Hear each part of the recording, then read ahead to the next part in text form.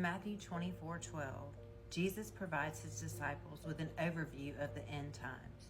He says, "And because lawlessness will be increased, the love of many will grow cold."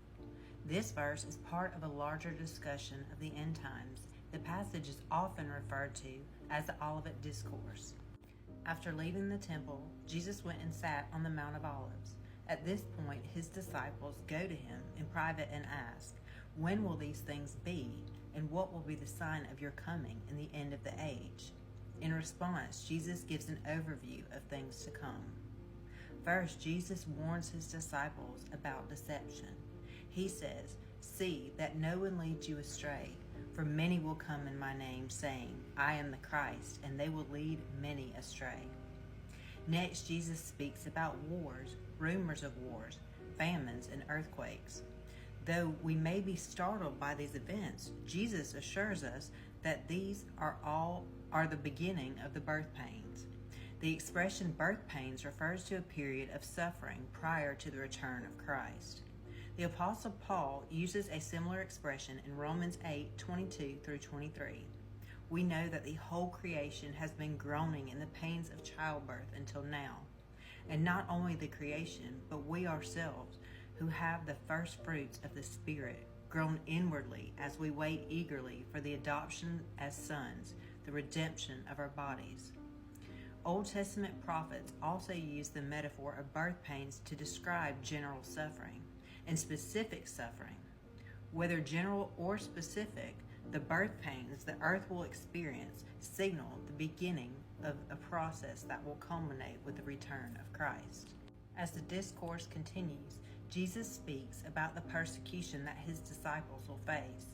He says, "They will deliver you up to tribulation and put you to death, and you will be hated by all nations for my name's sake. And then many will fall away and betray one another and hate one another. And many false prophets will arise and lead many astray." Tribulation, death, hatred, and apostasy are signs that the end is near. Lawlessness, Jesus says, is the word to describe this period. When Jesus says, "And because lawlessness will be increased, the love of many will grow cold," he is speaking of moral decadence. In the last days, there will be a decline or decay in moral standards and values. God's holy and righteous standard for living will be spurned.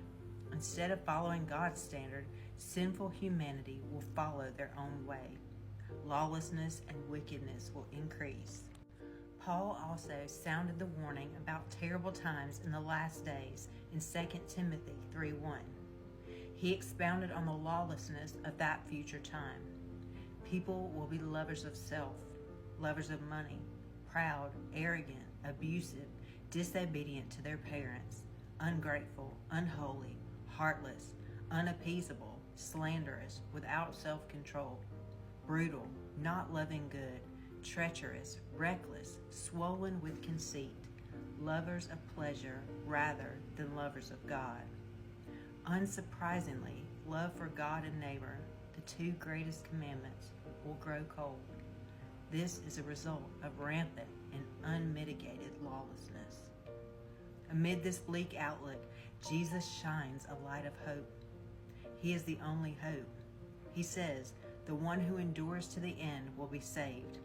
Those who endure to the end will persevere in the face of persecution, false teaching, and unrestrained wickedness.